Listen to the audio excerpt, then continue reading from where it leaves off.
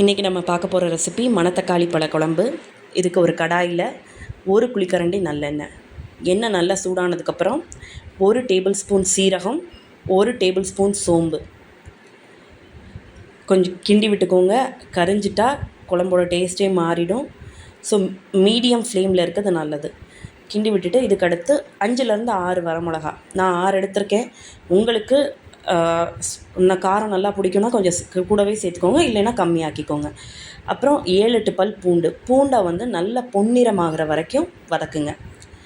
அடி பிடிச்சிடாமல் பொன்னிறமாகிற வரைக்கும் வதக்கிட்டு ஒரு பெரிய வெங்காயம் ஸ்லைஸாக நான் நறுக்கியிருக்கேன். நீங்கள் மீடியம் சைஸ் வெங்காயம் எடுத்திங்கன்னா அதை 2ஆக எடுத்து நறுக்கிக்கோங்க. வெங்காயம் நல்லா வதங்கட்டும். இந்த மணத்தக்காளி பழ குழம்பு ரொம்ப ரொம்ப ரொம்ப நல்லது. வயிற்று புண்ணுக்கு, வாய்ப்புண்ணு, மவுத் அல்சர் எல்லாத்துக்குமே ரொம்ப நல்லது. அதுவும் போக முக்கியமாக நல்லெண்ணெய் யூஸ் பண்ணால் ரொம்ப இந்த குழம்புக்கு டேஸ்ட் பயங்கரமாக இருக்கும். ஸோ நல்லெண்ணெயே யூஸ் பண்ணுங்கள். இப்போ வந்து தக்காளி, ஒரு பெரிய சைஸ் தக்காளி, பெருசாக இருக்கிறதுனால நான் 1 சேர்த்துருக்கேன். மீடியம் சைஸ்னால் நீங்கள் 2 சேர்த்துக்கோங்க.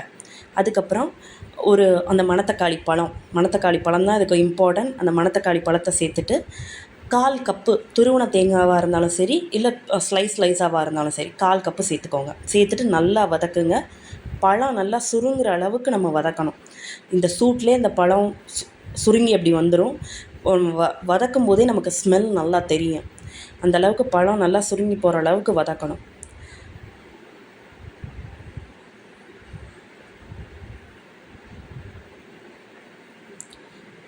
கூடவே தேவையான அளவு நீங்கள் உப்பை சேர்த்துட்டு இதை நல்லா கூல் டவுன் பண்ணி ஒரு பிளேட்டில் ஆற வச்சுட்டு, நம்ம எப்பயும் போல் புளியை கரைக்கிறது, ஒரு லெமன் சைஸ் அளவு புளி ஒரு சட்டியில் கரைச்சி வச்சிடலாம்.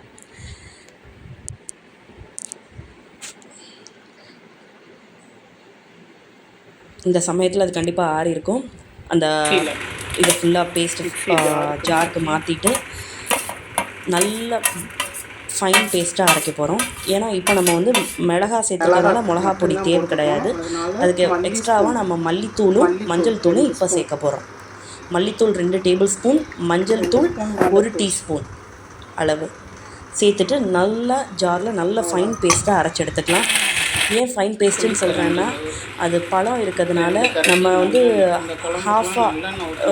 நான் சரியாக கோஸ் வந்து நல்லா அரைக்கலை அப்படின்னா அந்த பழம் வாயில் தட்டுப்படும் போது கொஞ்சம் கசப்பு ஏற்படும். மணத்தக்காளி பழம் நார்மலாகவே கசக்கும். ஸோ நல்ல ஃபைன் பேஸ்ட்டாக அரைச்சிக்கிட்டா நல்லாயிருக்கும். இப்போ திரும்ப குழம்பு செய்கிறதுக்கு ஒரு கடாயில் 2 குழிக்கரண்டி நல்லெண்ணெய் நல்லா சூடானதுக்கப்புறம் 1 டீஸ்பூன் வெந்தயம்,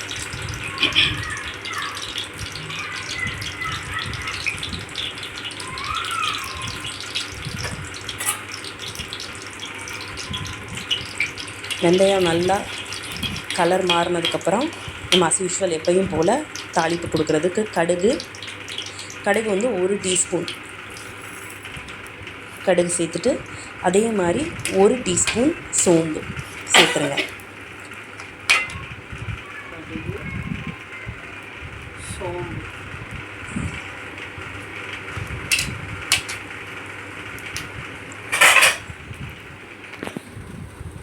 இதுக்கு நம்ம அங்கே பேஸ்ட் ரெடி பண்ணுறதுக்கு பெரிய வெங்காயம் சேர்த்தோம். ஆனால் குழம்பு தாளிக்கிறதுக்கு சின்ன வெங்காயம் சேர்த்தா தான் டேஸ்ட்டு நல்லாயிருக்கும். ஸோ சின்ன வெங்காயம் வந்து ஒரு 10லேருந்து 15 எடுத்திருக்கேன் நான். சின்ன வெங்காயம் ஒரு 10லேருந்து 15 நல்லா சேர்த்துக்கோங்க.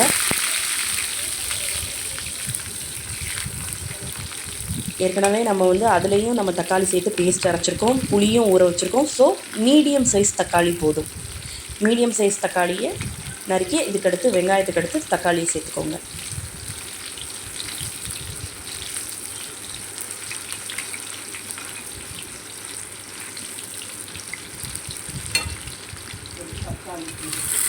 தக்காளி சேர்த்து தக்காளி நல்லா வதங்கிடட்டும். கருவேப்பிலை இல்லைன்னா எப்படி, கருவேப்பிலை ஒரு 10லேருந்து 15 சேர்த்துக்கோங்க. இதில்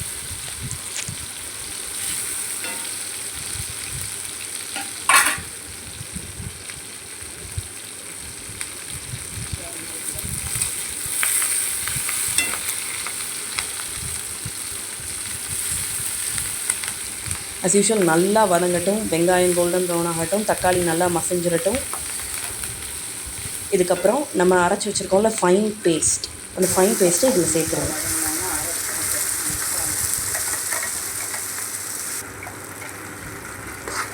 இப்போவே கொஞ்சம் எண்ணெய் பிரிஞ்சு வர ஆரம்பிச்சிருச்சு. ஆனால் இது பத்தாது வேகிறதுக்கு. நல்லா அடி பிடிக்காமல் இருக்க கிண்டி விட்டுட்டே இருங்க. இப்போ நம்ம வந்து ஒரு பாத்திரத்தில் புளி கரைச்சி வச்சுருந்தோம் இல்லையா, அதை ரெடி பண்ணிக்கோங்க. புளியை அடுத்து நம்ம இதில் சேர்க்கலாம்.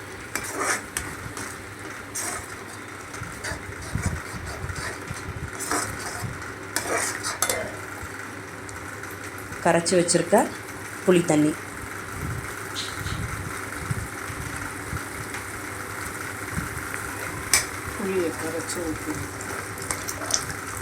புளி தண்ணியை நல்லா சேர்த்துட்டு அடி பிடிக்காமல் கிண்டி விடுங்க.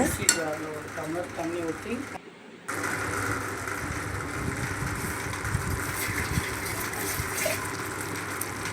அந்த ஜாரில் கொஞ்சம் லெஃப்ட் ஓவர் இருக்கும்ல, அந்த மசாலாவையும் கொஞ்சம் தண்ணி ஊற்றி அதையும் சேர்த்து நம்மளுக்கு எவ்வளோ கன்சிஸ்டன்சி குழம்பு தேவையோ அந்த அளவுக்கு சேர்க்கணும். கலந்து விட்டுட்டு சில பேர் கெட்டி குழம்பா சாப்பிட பிடிக்கும், சில பேருக்கு கொஞ்சம் தண்ணியாக வேணும். ஸோ உங்களோட விருப்பம், அது அதுக்கேற்ற மாதிரி தண்ணியை அளவை சேர்த்துக்கோங்க. இல்லைன்னா இப்படியே மூடி கொதிக்க வச்சு இடிஞ்ச உடனே ஆஃப் பண்ணணும். நம்ம ஃபைன் பேஸ்ட்டாக அரைக்கும் போதே உப்பு சேர்த்துருக்கோம். இந்த நேரத்தில் நீங்கள் உப்பையும் கொஞ்சம் சேர்த்துட்டு நம்ம மூடி போட்டு வேக வச்சா கொஞ்சம் சீக்கிரம் குழம்பு தயாராகும். ஸோ கொஞ்சம் மூடி போட்டு வேக வச்சுட்டு இப்போ குழம்பு பாருங்கள் நல்லா கெட்டியாகி எண்ணெய் பிரிஞ்சு இறக்கக்கூடிய ஸ்டேஜில் வந்திருக்கு. இப்போவே ஸ்மெல்லு சூப்பராக வருது. இதுதான் அந்த எண்ணெய் பிரிஞ்சிருக்கும் போதே